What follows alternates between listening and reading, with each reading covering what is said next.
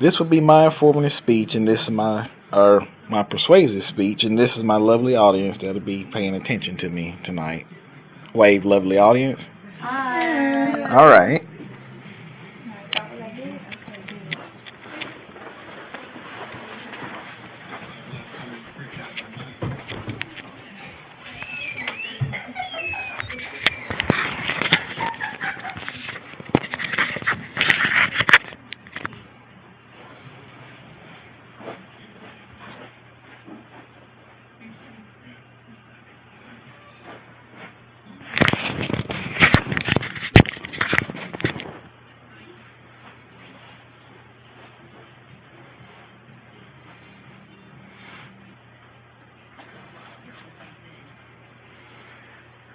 Okay.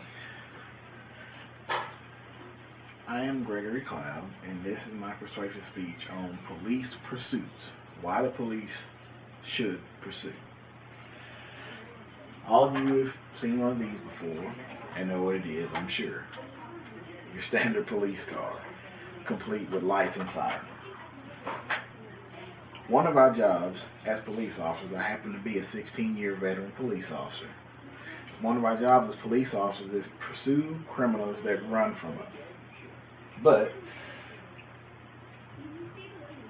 there's been a backlash lately of police not being able to chase. The public outcry has been because it causes wrecks and people get hurt when the police chase people. Is it really necessary for the police to chase people?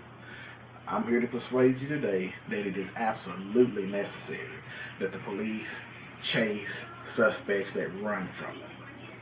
I'm going to give you a few points as to why police need to chase. We understand that to make an omelet, we got to break a few eggs. We understand that.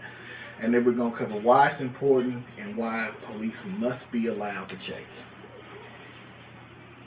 First of all, why are police being forced out of chasing?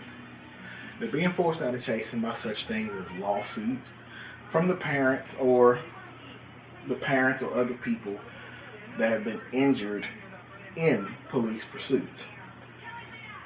But if you look at the national average, only 7% of police pursuits end up in some type of wreck causing some type of injury to an innocent person.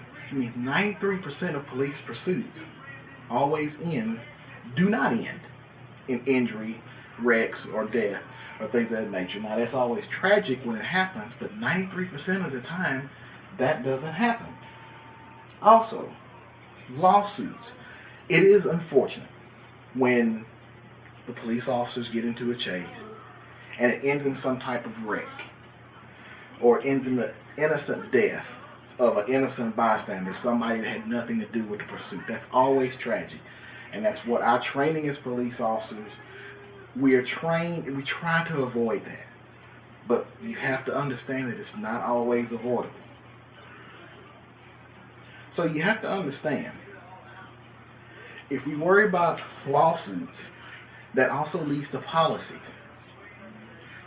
Over 60% of the police agencies in the United States have some form of what's called a no-chase policy. In other words, if you go to the right place, a police officer is hard-pressed to chase you. Now, I know that you're kind of confused and you go, what? Police chase people all the time. No. The only time a police officer can pursue, and that's the policy here in this town, as a matter of fact, in Corsicana, it has to be a felony in progress, and we have to be able to demonstrate that if somebody's life is in danger in order to chase the person that is running from us. If you tried to run, if you decided that you didn't want to stop for a regular traffic ticket, we have a no-chase policy. A police officer cannot chase you by our policy. Why do I think that's wrong? Well, if you don't want a ticket and you're really in a hurry, what do? Just keep going. The officer can't chase you.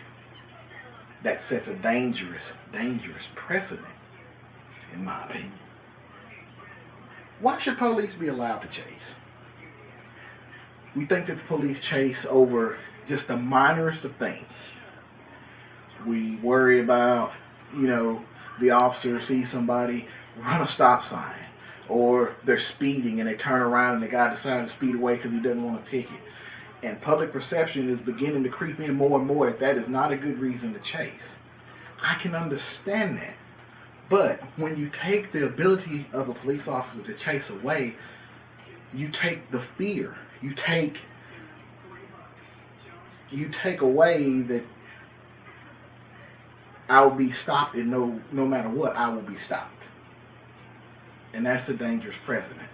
A criminal needs to know that if you try to flee the police will actively come after you.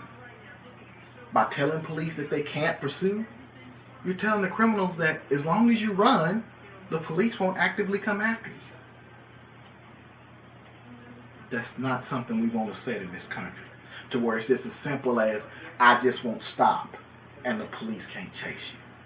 Or it has to be certain offenses, or the police can't chase you. That's not a precedent that we want to see. Why do you want the police to chase? Well, for the obvious, just like I said, you want the criminal to have the fear that the police officer will come after them if they commit a crime, and they can't just simply keep going and the police officer will stop. Why must we allow them to chase? You must allow our training to take over. We know what it is, when to chase, when not to chase. Put that in the hands of the police officer. Let the determination be made by us. Trust us. Trust the training that we have. That we know when there are situations where it's too dangerous to chase. Don't try to legislate it. Let the police make that decision. We understand that. Also,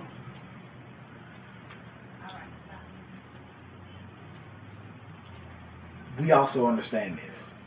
The solutions are as simple as this. Even when the police make a good decision to chase, there's always a possibility that an accident will happen. And the fact that we're being allowed to chase and we're getting rid of the no chase policies won't stop that. And in that instance, that's when we need to place the blame where it really needs to go. The blame really needs to be on the person that's running. They're running because they know they violated the law. The officer is doing his job by chasing them. If it ends badly and it ends in a wreck and somebody is hurt, or unfortunately somebody is killed, why is the blame always placed on the police agency? Why is it not placed on the person that caused it in the first place? All he had to do was stop. But he chose to run, or she chose to run. That's not the fault of that officer. That's the fault of your suspect. How does this help the public? I believe this will cut down on accidents if people know that the police will chase them irregardless, that we will come after them no matter what happens. I also believe that it stops people from running. People continue to flee, and they flee the police because they know all I got to do is run. All I have to do is run, and the police won't chase me. We can't have that. What if it's your car that's stolen and the officer can't chase? What if it's your purse that's snatched and the guy jumps in a vehicle? Now, we're mostly talking about vehicle chases. If for you to understand, we're talking about vehicle chases. We're not talking about foot chases. We're talking about when somebody gets in a high-powered vehicle and running 80 or 90 miles an hour down the highway. That's the kind of thing that we're talking about. But we're trained for that, and you have to trust us with that training. This can be assisted if, one, public perception is changed to where the blame is placed on the person fleeing and not the officer. It's not the fault of the officer that he has to do his job and chase down this suspect.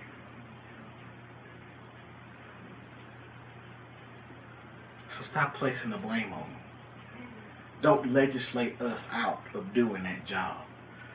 Place the blame on the person that ran. We can also add to that by making penalties stiffer for people that run. Right now, it is a felony, but it's a state jail felony. That's the lowest class of felony it is in the state of Texas, and I can only relate to the state of Texas.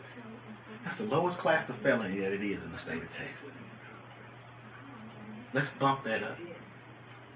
You choose to run from an officer, once he catches up with you, why can't that be a higher class of felony for the danger that he put not only the general public, but that officer also in?